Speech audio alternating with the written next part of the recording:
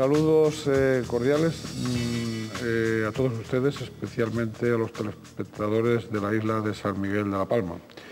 Y nuestra bienvenida a don Antonio Castro Cordovez, consejero, secretario de la Ejecutiva de Canarias, candidato de Coalición Canaria a la presidencia del Gobierno por la circunscripción de La Palma, ¿no? Al Parlamento, quiero decir, por la circunscripción de La Palma. Bien, don Antonio, bienvenido, ¿no? Muchas gracias. Vamos a recordar una vez más algunos de los rasgos de este canal, de Canal 8, canal segundo en audiencia de la provincia de Santa Cruz de Tenerife, de los locales, también canal de Capital Canario, Tinerfeña, y canal con una línea editorial pluralista, como se demuestra en cada uno de nuestras entrevistas, de nuestros programas, de todas las actividades que realiza el canal. Bien, don Antonio Castro es conocido, muy conocido, no solo de ustedes, sino también de estas cámaras, de estos estudios, de esta casa, donde lo apreciamos. Y yo casi, como primera pregunta, si a usted le parece, podríamos entrar en cuál es su percepción. Después hablaremos de la trascendencia de las elecciones, pero antes, ¿cómo percibe usted los preparativos electorales ahora mismo en el archipiélago y particularmente en la isla de La Palma, claro? Los preparativos. Sí, bueno, realmente podríamos decir que está empezando a funcionar todo un trabajo que se ha hecho previamente de organización, que es imprescindible. Así que primero hubo que conformar candidaturas. Eso tiene una componente política de trabajo interno de los partidos, pero también una componente legal, porque hay unos plazos, tienen que reunir unos requisitos, hay que conformar unas listas. Ese trabajo está hecho, pero cumpliendo lógicamente una programación que, si no la hay, esto no sale bien. O sea, esto tiene que estar todo muy planificado. Y ahora pues ya comienza realmente la campaña electoral. Ahí ya pues empezarán los discursos, los actos políticos pidiendo el voto, los carteles, los mítines, la publicidad en los medios de comunicación, y todo eso tiene que estar muy organizado. ¿Cómo va a ser? Lo desconozco. En fin, esto nunca se puede conocer de antemano. Usted habla de los resultados. No, de los resultados no. ¿Cómo va a ser la campaña? La campaña, sí. ¿Cómo va a resultar? Bueno, de hecho, usted sabe que aunque con el nombre de precampaña, pero ya algunas fuerzas políticas llevan haciendo campaña desde hace meses. Ahí va yo.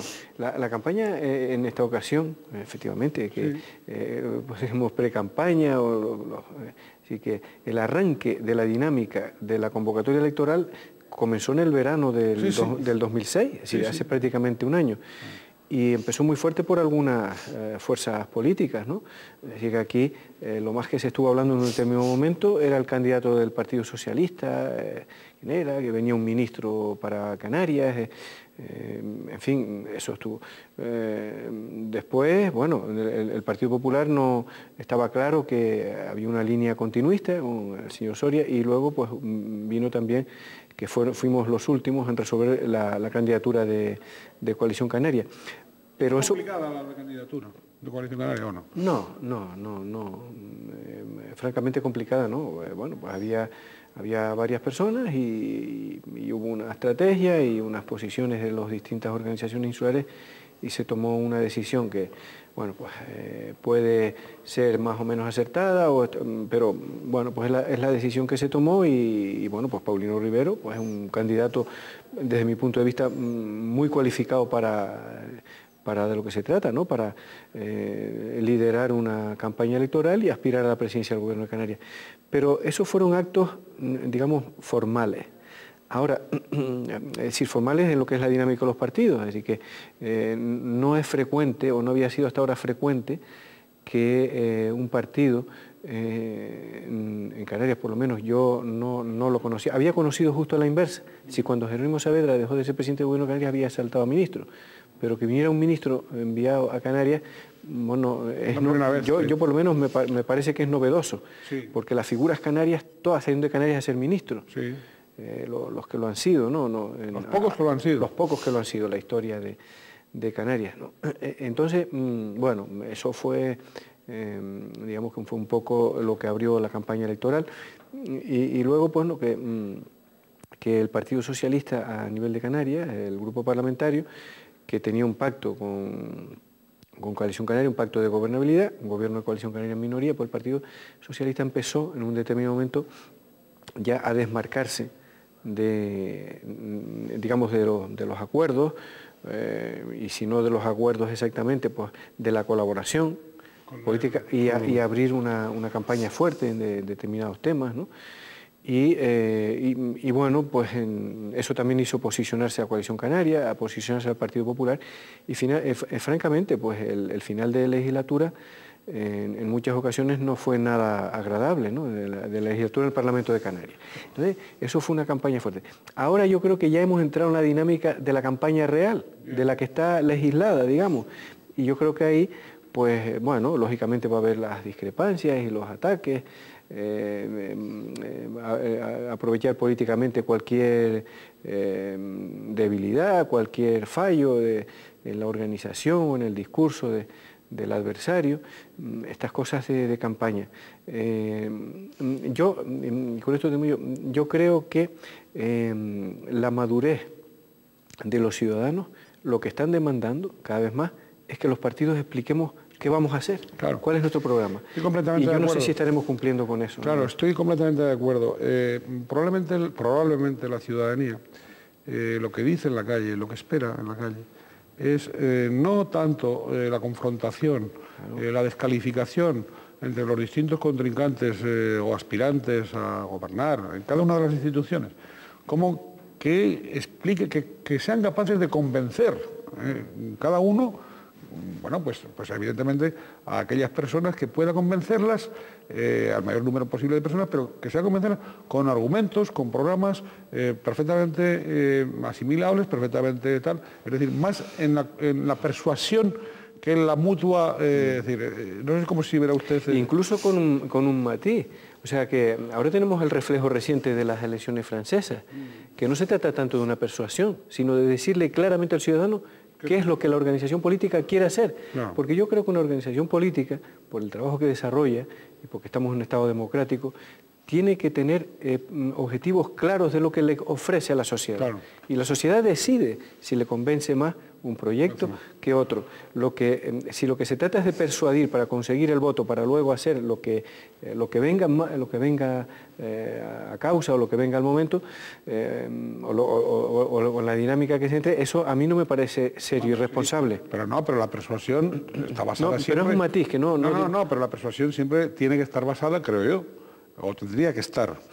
Tendría que estar. Tendría que estar basada. Pero si lo analizamos, a lo mejor no siempre ha sido así. Claro, aquí, hasta ahora ha habido elecciones de 800.000 puestos de trabajo que después no y otras, podríamos buscar muchas, he cogido un ejemplo. Pero que después no se han cumplido. Claro, sí. Bien, pero bueno, el terreno de los cumplimientos y los incumplimientos, usted sabe que ahí hay mucha tela que cortar, ¿no? Es decir, por parte de todos los partidos, por parte de todas las fuerzas políticas en general, ¿no? A veces pues porque se lanzan a hacer promesas por encima de la viabilidad de los proyectos. Porque lo que se quiere es conseguir el voto como sea. Claro, eso no puede ser. Y ese es el matiz que yo hacía, yo creo que a los ciudadanos, los partidos tenemos que ser serios y responsables, y los ciudadanos decirles qué es el modelo de sociedad que nosotros queremos ofrecer, qué cosas vemos que hay que hacer en la próxima legislatura, qué mejoras se pueden hacer y desde luego no hacer planteamientos que luego no se puedan cumplir. Eso, yo con la experiencia política que tengo, creo que hace que el ciudadano al final se desencante de la política y que muchas veces no crean los políticos por esas cosas, porque están acostumbrados a que se diga una cosa, se haga otra, o no se cumpla lo que se dice. Entonces nosotros en La Palma, nuestro partido, Coalición Canaria, y cuando éramos API nunca lo hemos hecho, siempre hemos dicho con claridad lo que vamos a hacer, y bueno, creo que las personas de La Palma, de todos los municipios, la gente, las mujeres y hombres, saben que lo que nosotros decimos lo hacemos. En una campaña electoral estuvieron todas las fuerzas políticas pidiendo 2 hospitales. Nosotros decíamos que eso era inviable, 2 hospitales, inviable, no, imposible. Y si había 2, ninguno de los 2 era bueno. Pues apostamos por un hospital. Ahora estamos en la fase de que ese hospital hay que completarlo, hay que hacer lo que funcione bien, dotarlo de más medios, así que, pero se ha hecho un gran centro hospitalario como en su momento no había otro en Canarias y sigue siendo hoy de los punteros. Bueno, pues dimos la verdad y fuimos a las elecciones con eso y los ciudadanos nos respaldaron y nosotros cumplimos. Y ahora pues decimos que hay que mejorarlo. Cuestiones que habría que hablar de la sanidad porque no solo se obedecen Ahora pasaremos a La Palma. A competencias del Gobierno de Canarias, ¿no? Ahora pasaremos a La Palma, pero antes de llegar a La Palma, a temas concretos de La Palma, vamos a seguir, dada su experiencia política, digamos, en el Gobierno de Canarias durante tantos años, y en fin, dadas sus relaciones, además, institucionales, con el Gobierno del Estado, con la Unión Europea. Yo quería plantearles lo siguiente. Los resultados en estas próximas elecciones pueden tener repercusión, tienen repercusión, con independencia de la repercusión inmediata que va a tener la ciudadanía palmera, en su caso, del conjunto de Canarias en el suyo, pero tiene repercusión, digamos, las elecciones pueden tener repercusión en las relaciones con el Estado, con los ministerios y en relación con las comisarías de la Unión Europea, Parlamento Europeo, instituciones europeas. En los dos campos. Sí, indudablemente. Canarias hace aproximadamente ahora 14 años tuvo por primera vez un gobierno nacionalista, ¿no? Y hay que, yo creo que hay que tener en cuenta o recordar todo lo que se ha hecho en esta etapa, los logros. El peso específico de la política canaria en la política española, en la política europea, a pesar de tener un grupo parlamentario todavía pequeño en las Cortes, pero hemos tenido un gobierno nacionalista que con sus luces y sus sombras le ha dado una identidad mayor a la comunidad autónoma canaria. Dentro de la política española hemos sido quienes hemos tenido la interlocución con el Estado. El Estado ha tenido que hablar no con una sucursal de su partido en Canarias, sino con un partido canario de ámbito canario y por lo tanto de obligación y mandato canario, sin que tenga otra vinculación. Y entonces, bueno, si se diera la circunstancia de que Coalición Canaria no gobernara en Canarias, creo que sería un paso atrás en la representación política, en el peso específico de Canarias en la política de Estado, en la política europea. Y eso es muy, muy importante, porque quiérase que no, y yo, bueno, pues no quiero entrar en demasiados detalles porque, en fin, me gusta respetar a los demás partidos, que cada uno explique su programa y no es uno. Pero eso lo hemos vivido en primera persona. Es decir, no son los interlocutores para hacer la política en Canarias de los partidos estatales, tanto el Partido Popular en su momento, porque yo lo he vivido directamente, y el Partido Socialista después, no son sus interlocutores, sus representantes aquí en las islas, como no lo son en ninguna otra comunidad. Es decir, hay alguien que cree, yo me voy a ir a un extremo, a un posicionamiento un poco extremo, que no, a lo mejor no es el ejemplo más afortunado, pero me voy a ir a un ejemplo. Es decir, cree alguien que en el País Vasco la política sería igual si gobernara el Partido Socialista en estos momentos que el Partido Nacionalista. En el Partido Nacionalista Vasco puede tener excesos, a lo mejor puede tener excesos, sobre todo en cuestiones de Estado que yo en estos momentos no quiero entrar. Y ambigüedades. Pero a la hora de defender al País Vasco no es lo mismo. Y a la hora de defender a Canarias, pues no es lo mismo que aquí esté gobernando alguien que le dan instrucciones en Madrid que dice, pues no, a esto no, y que como eres del partido, pues te tienes que callar, que hay alguien que no se calla por le digan lo que le digan. Eso, digamos que solo ese aspecto es trascendental. Y yo creo que Canarias tenemos que seguir profundizando en la identidad y en la representación política de Canarias. ¿Que la tenemos en exclusiva los nacionalistas? No lo considero. ¿Que los otros partidos sobran? No. O sea, yo creo que el Partido Popular, el Partido Socialista tienen la gran responsabilidad de gobernar España. Pero gobernar España es gobernar también comunidades singulares como Canarias. Y históricamente estamos acostumbrados, y lo vivimos en tiempos actuales, a que todavía desde el poder central no se percibe la verdadera realidad de estas islas.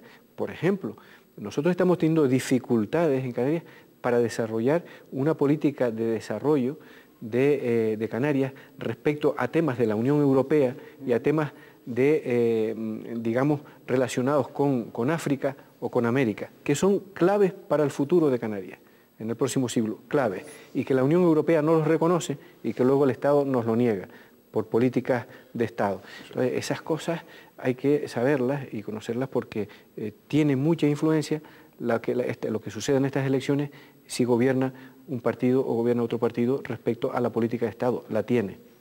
Y respecto a la Unión Europea, claro. Y respecto a la Unión Europea. La Unión Europea, Bruselas, es sensible a las realidades canarias, sí. Estos últimos años. ¿Ha ido avanzando en el conocimiento de Canarias? Sí, indudablemente, muchísimo. Es más, la Unión Europea, quizás porque no tiene otra visión de lo que es Europa, tiene quizás pues una visión más realista, más social, por un lado, y más económica también, y por lo tanto son prioridades el bienestar social, el desarrollo económico de los territorios. Tiene una visión más globalizada de la política, pues comprende más las especificidades de estos territorios. Si no, hubiera sido imposible que nos hubieran dado, por ejemplo, un POSEICAN, un régimen específico, que por ejemplo en Canarias no se pague el IVA, porque el IVA lo se paga en toda Europa, y los recursos del IVA van a la Bruselas. En cambio en Canarias no se paga el IVA, tiene sus propios impuestos que es el IJIC, y se quedan en Canarias, para inversiones en Canarias, aparte de los fondos que nos vienen. Si son cuestiones, esto no sabemos si lo hubiéramos tenido en una política de Estado, no lo sabemos. Entonces, Bruselas es más sensible y además no estamos solos.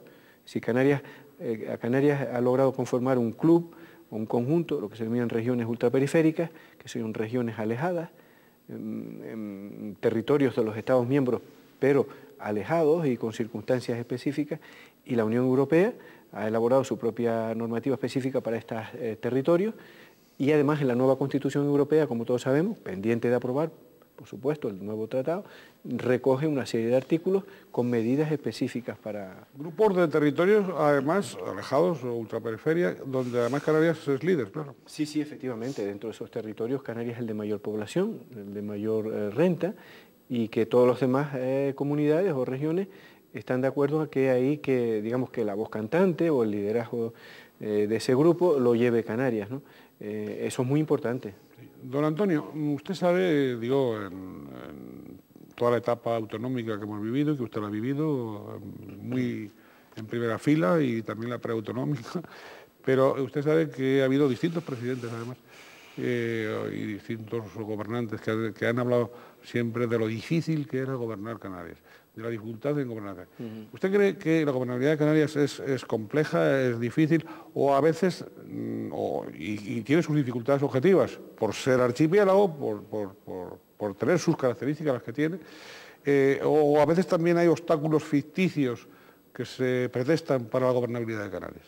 De todo un poco. De todo un poco. De todo un poco, efectivamente. A ver, claro, eso un poco. Bueno, hay obstáculos ficticios que, desde mi punto de vista, cada vez son más ficticios, pero que están ahí, como el pleito insular, que se maneja interesadamente cuando conviene y que perjudica enormemente a las denominadas islas menores, ¿no? A las restantes islas que no son Tenerife y después, por otra parte, hay otra realidad que es muy compleja y que no siempre se entiende, y es que cada uno de los 7, por no decir 8 territorios de Canarias que están habitados, son distintos. Y no hemos aprendido todavía en Canarias, esa es una asignatura pendiente, desde mi punto de vista, que a la hora de legislar, cuando se legisla de políticas, sobre todo de ordenación del territorio, no es el mismo el modelo de La Palma que de Lanzarote, imposible, o del Hierro que de Fuerteventura. Sí, perdona que me interrumpa, pero ustedes sí sacaron adelante una ley territorial en el Parlamento de Canarias, concretamente el territorio turístico, para el desarrollo dedicada exclusivamente a La Palma, La Gomera y el Hierro. El Hierro, sí. Pero ¿cuál es la realidad a la hora de poner en práctica? Esa ley, claro. De poner en práctica esa ley, correcto. Que dice, no, están las directrices generales. Que están por encima. Claro, está la ley básica de ordenación del territorio y el medio ambiente y los espacios naturales protegidos. Entonces, claro, las leyes específicas... Entonces no sirven para nada. Bueno, no sirven para nada. Se frenan, se coartan. Han abierto una brecha de trabajo, claro. Pero luego se le aplica. O sea, no hay una voluntad clara de respetar las singularidades, no la hay. Y claro, así es difícil de caminar. Es como si, en fin, a nivel de España, pues bueno, pues que si Galicia la tratamos de comparar con la Comunidad Valenciana, o a Baleares con el País Vasco, pues no, necesitan, son... Don Antonio, usted hablaba antes de 7 territorios distintos, 7 mentalidades. Usted, sin embargo, y no es ningún halago que yo quiera hacer, sino que están ahí los datos históricos, en su comportamiento como gobernante del archipiélago, ¿no? Ha sido siempre partidario de la armonización, en otras versiones un poco bromistas, a veces yo periodísticamente le he llamado, pues un poco que ha tenido que actuar de bombero, digo dentro de su propio partido. Es decir, pero usted ha mantenido siempre una línea de armonización, de conjunción, de entendimiento, de diálogo. Esa política suya dentro de Coalición Canaria, siendo un partido nacionalista, ¿ha tenido que pagar por ella el precio de no ser presidente de Canarias? No lo sé, francamente no era eso lo que yo reflexionaba. Yo creo que... Probablemente es que esta pregunta no se la habían hecho hasta de ahora. Es posible, es posible. No, claro, en esa forma no me la habían hecho hasta ahora, evidentemente. Pero yo creo que el no ser yo candidato es un reflejo de lo que estábamos hablando antes. Sí, pues por eso. Justamente, ¿no? De que, es decir, las Islas Mayores de Canarias no están dispuestas a entender, desde mi punto de vista, con desprendimiento, lo que es Canarias. Pero cuidado, porque se habla de Coalición Canaria. Pero ¿dónde tenemos un partido en Canarias que presente un candidato de una isla menor? Históricamente. O sea, que nos miramos todos para Coalición Canaria. No. Pero la visión que tiene el Partido Socialista, el Partido Popular, o el CCN, o no sé quién, o la Nueva Canarias, o los partidos que haya, vaya usted a ver dónde son los candidatos. Pero todo el mundo mira para Coalición Canaria. Entonces, Coalición Canaria es un reflejo de la sociedad, de la realidad. Bueno, un presidente también palmero. No, pero usted permítame que le diga que no se presentaba por La Palma. Bueno. ¿De acuerdo? Pues estaba residenciando en otra isla y vivía y vinculado a otra isla y se presentó por otra isla. Sí, sí. Lo presentaba un partido tal. Entonces, es cierto de que, bueno, un partido un día presentó pero, es decir, no, aunque esa persona, una persona honorable, un gran amigo para mí, respetable, que yo aprecio mucho, porque todos sabemos de quién estábamos hablando, de Fernando Fernández. Fernando Fernández. Una persona de una gran trayectoria política. Pero Fernando Fernández no lo presentó La Palma. Está claro. Es decir, si lo hubiera propuesto su partido La Palma, posiblemente no hubiera sido candidato a... no hubiese sido presidente. Y recuérdese lo que duró en la presidencia del gobierno. Sí, muy poco, sí. Es cierto. Entonces vamos a lo que vamos. Esa dualidad... Entonces yo, cuando me dicen, no, es que Coalición Canaria, eso francamente, pues no es que me moleste, pero tengo que rechazar ese planteamiento, porque es que los otros partidos no predican con el ejemplo. Entonces, para criticar hay que predicar con el ejemplo.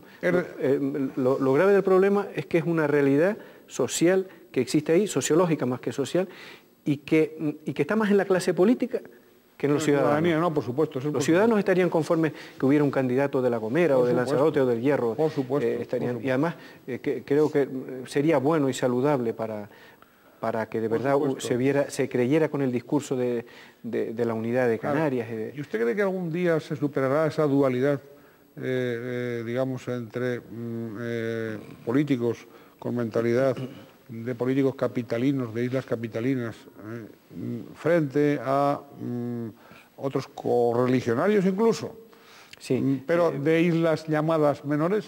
¿Se superará alguna vez esa dualidad? Yo espero y deseo que sí. Hoy por hoy yo no lo alcanzo a ver. No lo alcanzo a ver. Bien. ¿Y me entiende lo que le quiero decir? Sí, pero yo le voy a hacer otra pregunta. Que a veces en las Islas Menores, algunos políticos de las Islas Menores se lo plantean, aunque usted no se lo digan, algunos a lo mejor se lo han dicho, pero otros no se han atrevido a decírselo. Yo se lo digo, por supuesto, la pregunta se la planteo como siempre, con el máximo respeto y sin ninguna trampa. Y se contesta si se puede. No, y sin ninguna trampa de por medio, como usted sabe. Si los representantes, se lo voy a plantear así, si los representantes de las Islas Menores hiciesen un frente común, ¿Podrían hacer cambiar de mentalidad a quienes encarnan la dirección de Coalición Canaria en este momento? No, pero yo con un matiz, yo voy a responder a esa pregunta con claridad, pero vamos a sacar a Coalición Canaria. Venga. Porque yo, el planteamiento que estaba haciendo es de fondo, eso sociológico de la clase política. Sí, sí. Entonces, si los representantes de las Islas Menores se unieran y presentaran...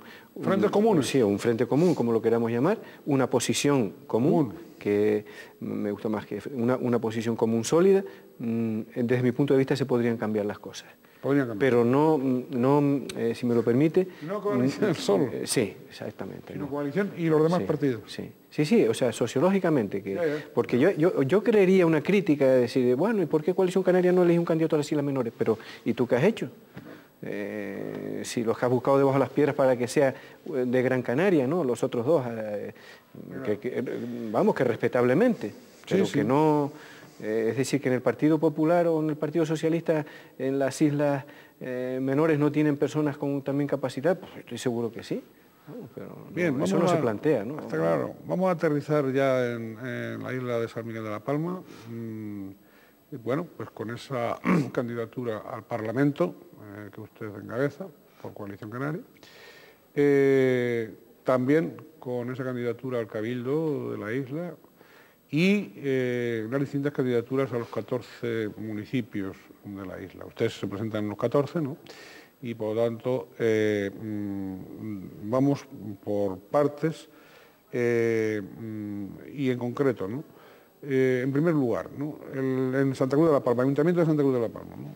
El pacto entre ustedes, entre Coalición Canaria y el Partido Socialista Canario-PSOE, este último pacto, esta última fase, digamos, de la candidatura y primero el abandono con respecto al PP y después el voto de censura al PP, ha sido, digamos, para la ciudad y para la isla, de la que es capital Santa Cruz de la Palma, ¿ha sido beneficioso ese pacto? Sí, muy beneficioso, sobre todo en el aspecto político, porque le dio estabilidad a la gobernación del consistorio, le dio estabilidad, y eso es muy importante.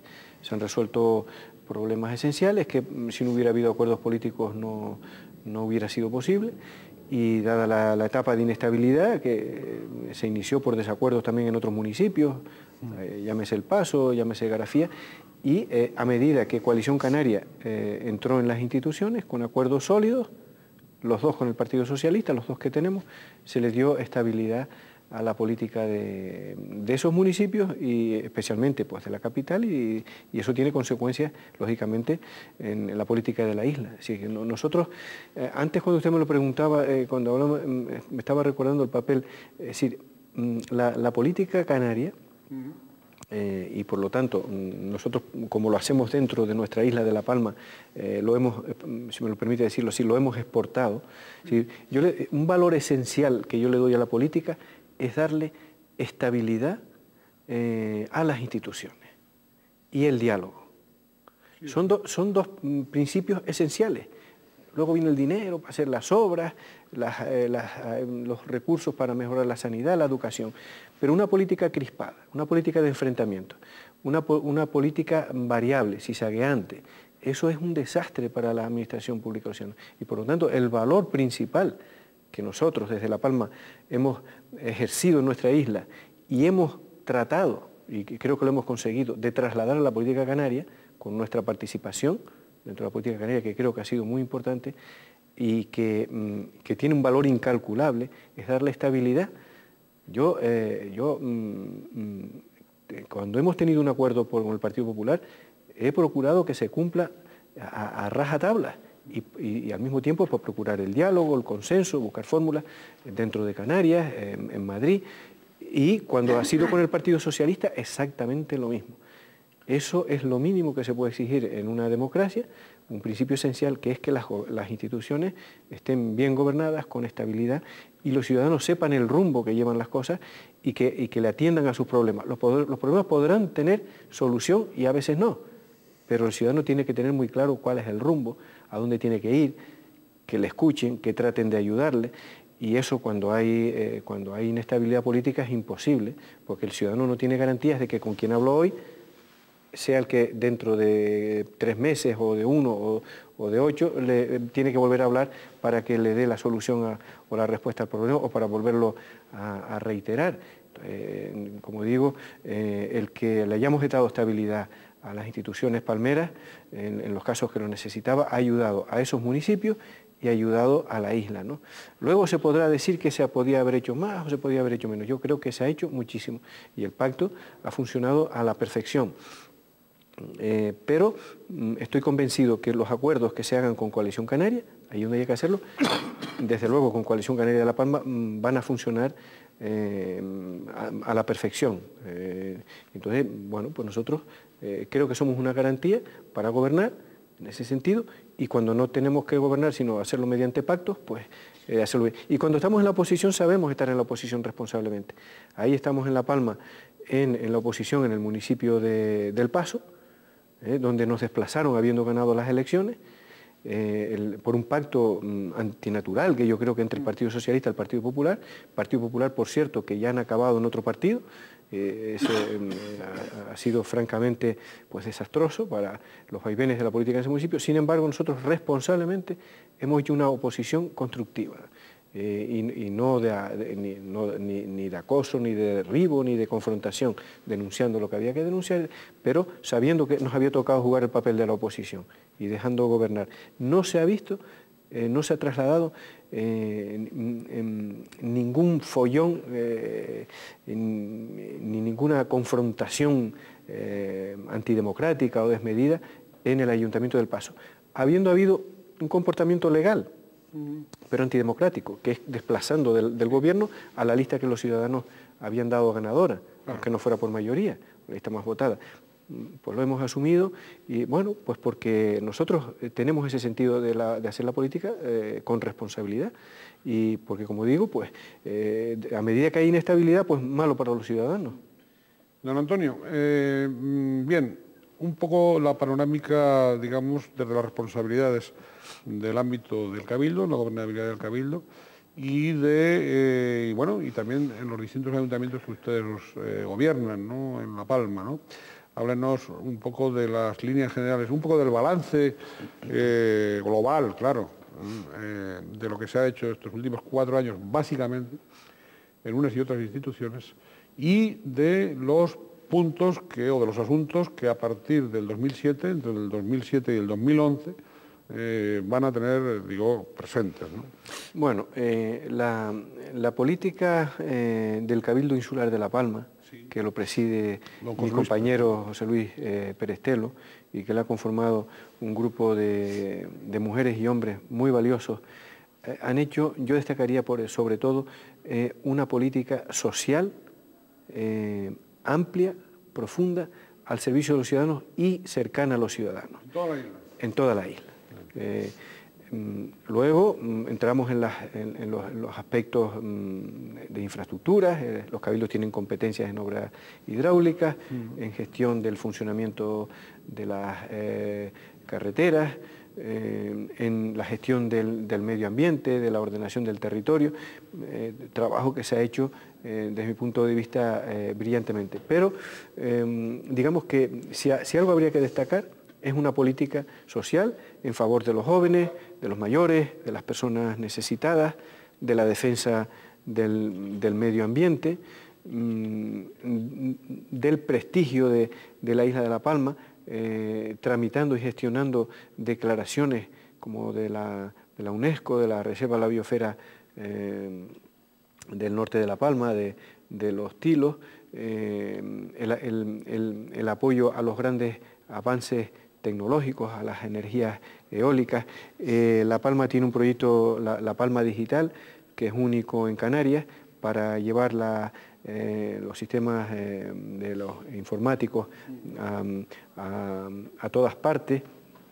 Se ha logrado en La Palma que se tenga el mayor centro que hay en todo el sur de España, y luego el único en Canarias, ligado en parte porque teníamos los observatorios astrofísicos, pero el mayor centro de comunicaciones y digamos de intercambio de información que hay, ¿no? O sea, cuestiones, bueno, pues podríamos aquí estar hablando de actuaciones en la política en servicios sociales, ¿sí? Un desarrollo tremendo, cercano a las personas discapacitadas, a colectivos necesitados, a las mujeres, a los mayores, en fin, eso desde el Cabildo Insular, que como digo, yo creo que se ha hecho una gestión brillante, con un trabajo intenso, y que yo destacaría sobre todo las políticas sociales. ¿Qué hay que hacer para la próxima legislatura? Bueno, se acaba de aprobar parcialmente el Plan de Desarrollo Turístico, el Plan Territorial Especial de Desarrollo Turístico, ¿no?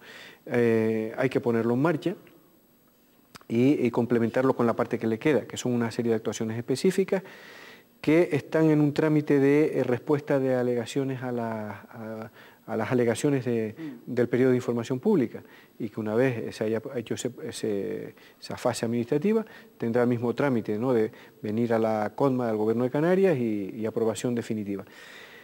Nosotros queremos para La Palma un modelo de desarrollo, lo voy a explicar brevemente porque tendríamos que entrar en muchos detalles, en el que se tiene que tener en cuenta que el principal, y desde luego el más importante y casi único recurso de La Palma, económico, son la preservación de sus espacios naturales protegidos, su parque nacional, sus espacios, sus paisajes. Es decir, ese es el valor que tiene La Palma. Potencial económico. Potencial económico. Entonces, el desarrollo económico tiene que girar en torno a eso. Pero para girar en torno a eso, tiene que respetar esos recursos. No destruirlos, sino respetarlos. Lo digo para que quede muy claro cuál es la política nuestra. Ahora, para explotar esos recursos, se necesitan unas infraestructuras hidráulicas, de puertos, de carreteras, infraestructura de ocio, que nos den una estructura económica que pueda generar empleo estable.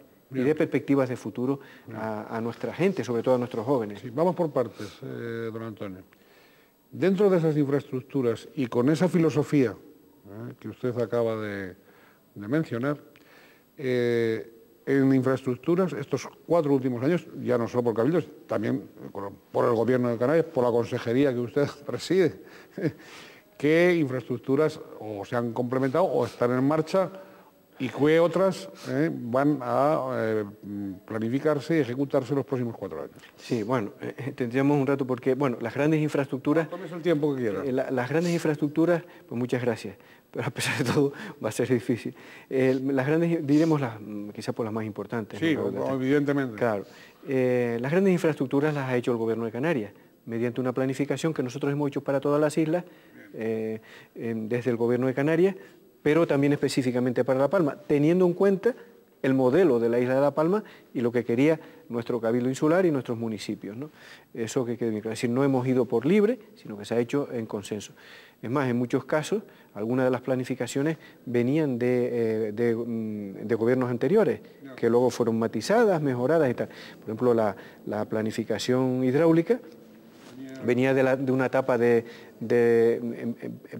principio de un gobierno que tuvimos nosotros como API, pero después también del gobierno del Partido Socialista que la complementó, y al final pues nosotros tuvimos que hacer la última, la definitiva, incorporando cosas, y normalmente incorporando, nunca quitando. Sobre todo, como digo, en materia hidráulica, no así en temas viarios, en temas de transporte, de comunicaciones, de puertos. Entonces, las grandes infraestructuras las ha hecho el Gobierno de Canarias.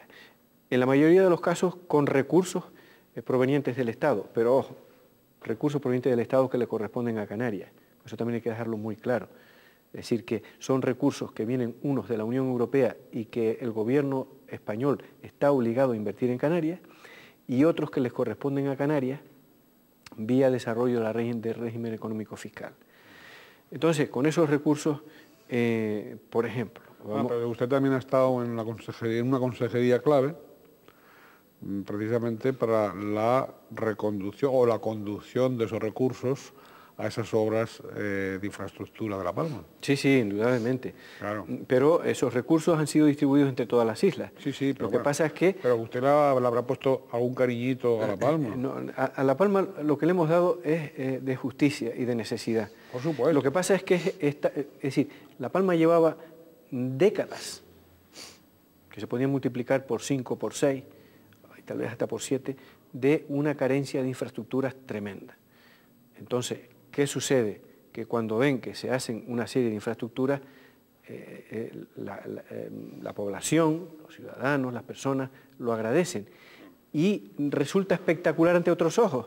Es decir, ¿por qué tantas veces? ¿Por qué La Palma tiene un viaducto como el de Los Sauces? Bueno, pues el viaducto de Los Sauces, que comunica toda una comarca del norte y que resuelve unos problemas de comunicaciones y medioambientales tremendos, fue la mitad de costoso que la avenida 3 de Mayo en Santa Cruz de Tenerife. Y en Tenerife algunos lo han criticado, ¿no? Por poner un ejemplo. Entonces parece que es que La Palma no puede tener una infraestructura esa, o no puede tener un túnel que acerque las comunicaciones entre Santa Cruz de La Palma y los Llanos de Ariane, entre las dos comarcas. Parece que no lo puede tener, o que no puede tener un puerto, digamos, complementario como el de Tazacorte. Entonces, destacan esas cosas, o que Santa Cruz de La Palma no puede tener una circunvalación. En otros sitios, si no la tienen, es porque no se han puesto de acuerdo en el planeamiento, cosa que no corresponde. Efectivamente, que no ha ocurrido en La Palma, afortunadamente, donde todas las fuerzas políticas cerraron filas para por unanimidad aprobar una planificación, y en otros sitios pues no ha sido así, y no se han podido hacer las obras. Entonces, ¿qué obras hemos hecho nosotros destacadas? Pues mire, yo a la obra que le doy mayor importancia es quizás una de las que menos se habla, y es la llamada el túnel de trasvase de agua, que es un túnel de 11 kilómetros que está en la cumbre de La Palma, la cumbre central, y que tenía previsto llevar agua de la comarca norte al sur, o del noreste al sureste. Con tan buena suerte que justo a la mitad se estaba perforando en los dos sentidos, pues cuando se llevaban como 3 kilómetros por cada lado, salió una cantidad de agua asombrosa, y que además un caudal que se mantiene y que está comprobado que es persistente. Bueno, pues eso, unido a una serie de infraestructuras que se han hecho por parte del Gobierno de Canarias, por parte del Cabildo, ha hecho que la isla de La Palma en estos momentos tenga los problemas de agua resueltos, con recursos naturales. Y eso tiene una importancia tremenda. Han venido épocas de sequía y no ha habido problemas. Los pozos que se estaban salinizando ya están en un estado óptimo de uso porque se han podido recuperar. Yo creo que ese es una de las obras más espectaculares que se han hecho. ¿No hace falta entonces potabilizadoras de momento? No hacen falta. Los recursos de La Palma, los recursos naturales, y no está acabado el plan de la única isla que no necesita de obras hidráulicas. ¿Potabilizadora? Pues posiblemente. Yo, en fin, en La Gomera tampoco conozco que haya potabilizadora. Oiga, y todavía... ni que conozco que haya, ni que se necesiten. Vamos. Todavía dice que está sin complementar. Sin completar. El plan, efectivamente. Sí. Sí, ¿Qué es lo que falta? Mire, falta el embalse de Vicario, un embalse que está en la zona de Tijarafe, en el noroeste, para aprovechar las aguas de la caldera de Taburiente, y que se va a licitar este año. Falta el embalse de La Viña, en la caldera de Taburiente, que es un proyecto que todavía está está en elaboración por cuestiones medioambientales y por cuestiones de seguridad de presas, porque es que al final de la caldera de Taburiente hay un núcleo importante de población que es el puerto de Tazacorte, y por lo tanto pues debe reunir, cuando hay una presa en el cauce donde está una población, pues requiere medidas especiales y medidas correctoras de impacto ambiental. Falta el embalse de Cola del municipio de Fuencaliente, que está en el plan. Falta dos embalses en el Valle de Aridane, fuera de la caldera, el sistema que se ha optado es por extraer el agua de la caldera y llevarla a embalses exteriores, porque dentro de la caldera es muy difícil construir embalses.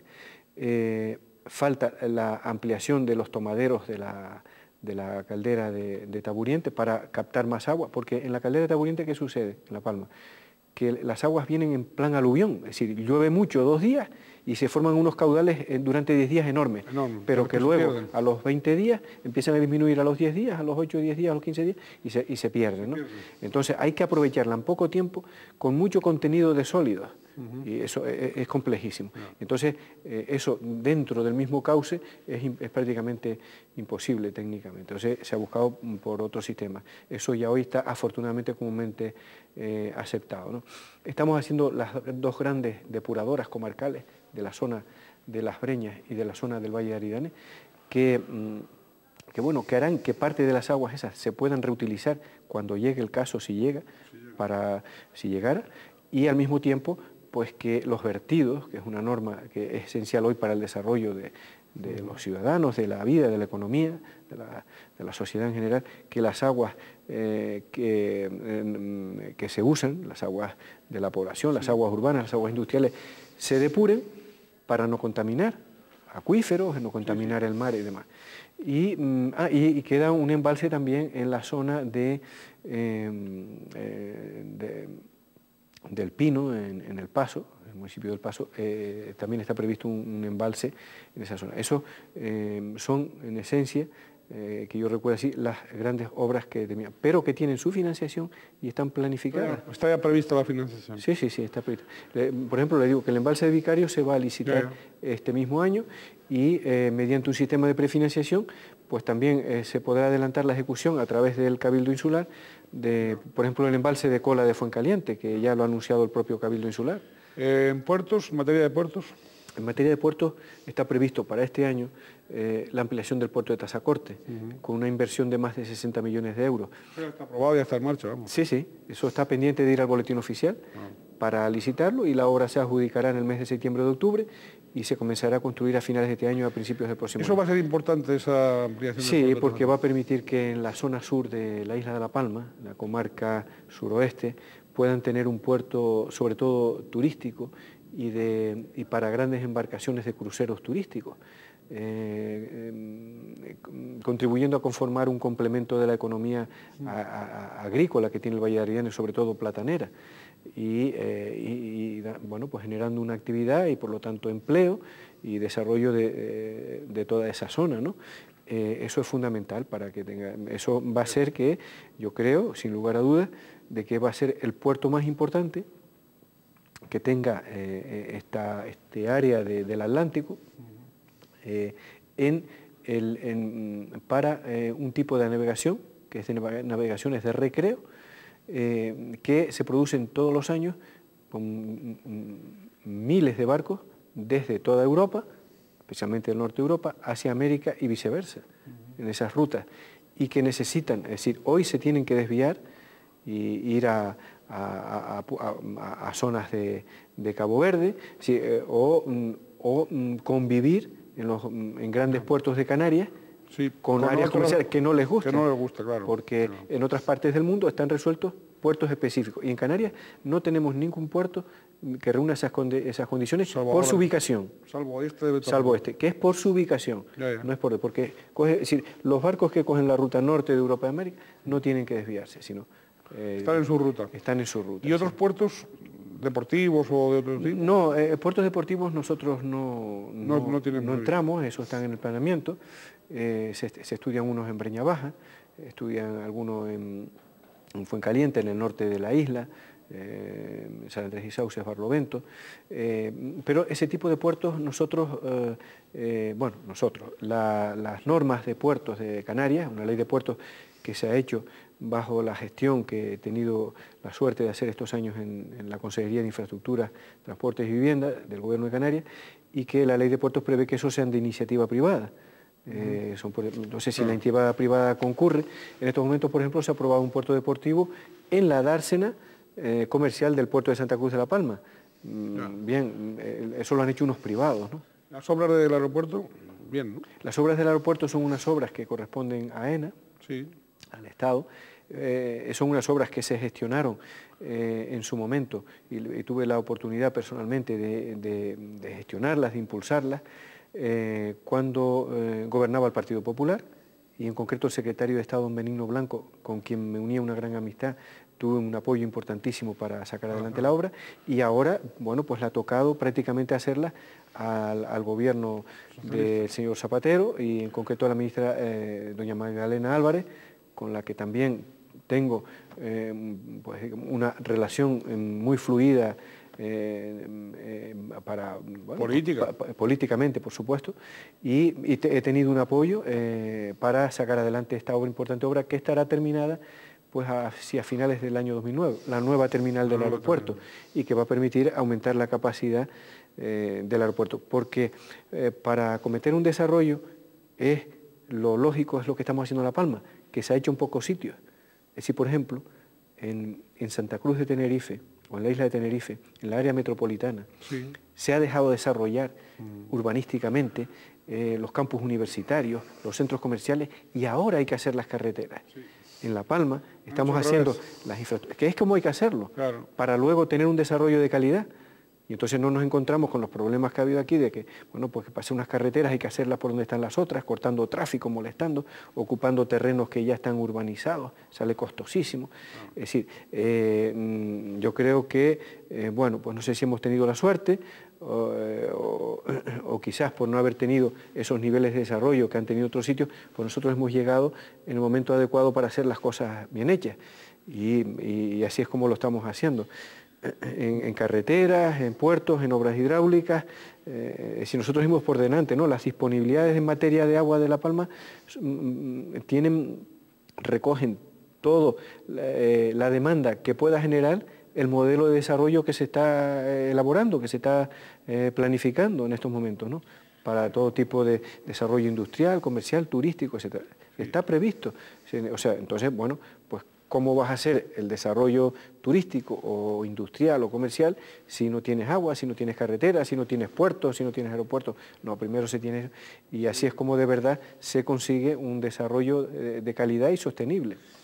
Bien, estamos ya en la recta final de la entrevista y bueno, y hay muchísimos temas que se nos quedan pendientes, ¿no? Pero yo sí quería preguntarle a usted sobre la formación, sobre la cultura, dada su sensibilidad, la afluencia de población a La Palma, es decir, ha hablado usted un poco, ha hecho el marco, digamos, para el desarrollo de la isla, en su situación actual, en su perspectiva, en su filosofía.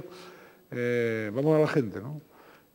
Vamos a las personas de carne y hueso, vamos a la calidad de vida de esas personas, ¿no? En su asistencia social, en su formación y en su cultura. Nosotros la política de las personas es nuestro eje principal.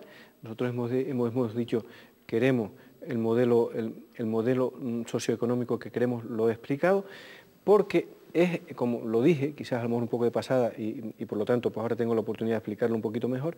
Es decir, todo esto no tendría sentido si no fuera encaminado a darle empleo a las personas. Es decir, La Palma tiene una población joven magnífica, al igual que Canarias, pero en este caso estamos hablando de La Palma, posiblemente estemos en la etapa de mayor número de personas, sobre todo gente joven, mejor formadas, mejor preparadas y con expectativas de futuro. Ese patrimonio, ese capital en términos humanos, que así se define en economía, evidentemente, ese capital hay que vincularlo a La Palma y hay que ayudarle y darle posibilidades de que se quede en La Palma, porque ese será el mejor desarrollo que tengamos. Es decir, el mejorar el nivel cultural, el nivel profesional y la estabilidad de la sociedad, la estabilidad económica en todos los ámbitos sociales. Entonces nosotros, por ejemplo, en sanidad, que tenemos un gran hospital y tendremos unos grandes profesionales que hacen un trabajo cada día para haciendo un esfuerzo casi sobrehumano, atender a la población. ¿Por qué? Porque estamos padeciendo las consecuencias de dos problemas. Y lo padece La Palma, y lo padece todo Canarias, y lo padece Cataluña, y la Comunidad Valenciana, y Andalucía. Es decir, uno, la financiación.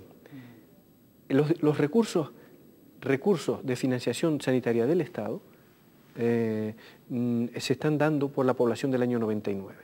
Y Canarias ha aumentado algo más de medio millón de habitantes en estos años. Por lo tanto, tenemos que atender a más población que recursos tenemos. Y segundo, por parte del Estado se tienen números clausus para hacer las especialidades médicas. Entonces hay pocos especialistas y los pocos especialistas que hay pues no quieren irse, o muchos de ellos no se plantean irse pues, a zonas como la isla de La Palma.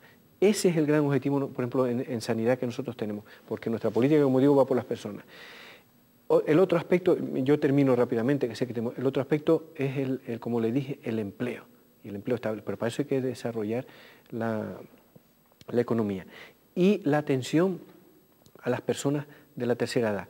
Ya hemos puesto en los presupuestos del Gobierno de Canarias de este año, y que le agradezco a mi compañera Marisa Zamora, el apoyo que tuve, la construcción de un centro sociosanitario, donde le dé una respuesta a las personas, a los enfermos crónicos, a los enfermos de larga estancia, para estar en un hospital de larga estancia, de crónicos. Y en el aspecto cultural, ya con esto le aseguro que concluyo, en el aspecto cultural nosotros entendemos que el modelo de desarrollo de La Palma está en aprovechar su patrimonio histórico, su patrimonio cultural, folclórico, etnográfico, el paisajístico que decíamos antes.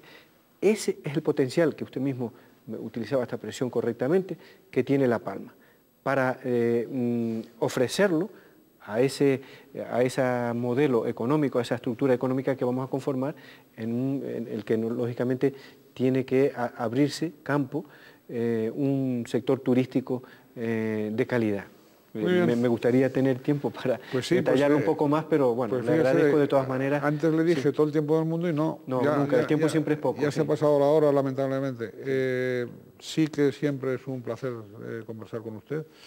Usted habla claro, se lo entiende lo que dice, y lo entiende todo el mundo, quiero decir.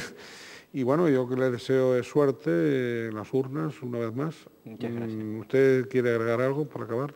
No, yo, gracias, casi siempre lo que he dicho, ¿no? que deseo lo mejor para mi tierra, que es Canarias y especialmente es La Palma, mi isla de La Palma, y que lo que espero, porque en la democracia lo más bonito es que se puede decidir en cada momento quiénes son las personas que nos van a regentar las instituciones y los que van a trabajar por nosotros los intereses públicos, que son muy, muy importantes y muy serios, pues que los ciudadanos acierten y que sea lo mejor para nuestra isla de La Palma, que lo que salga, que sea lo mejor para nuestra isla de La Palma, sea lo que salga. Pues ahí lo que salga, entre todos estamos obligados a colaborar y a empujar para que pues nuestra isla de La Palma sea cada vez más grande.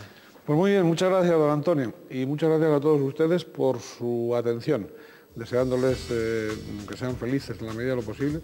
Desde luego, con estos componentes, con estos ingredientes que acaba de decir el señor Castro Cordovez, que son unos ingredientes nobles, que son unos ingredientes, digamos, potentes, que son unos ingredientes seguros y son además de continuidad. Muchas gracias a todos ustedes. Mucha felicidad para la isla de La Palma y para que acierten ustedes en elegir una vez más a sus gobernantes con todos los sentidos puestos en el futuro.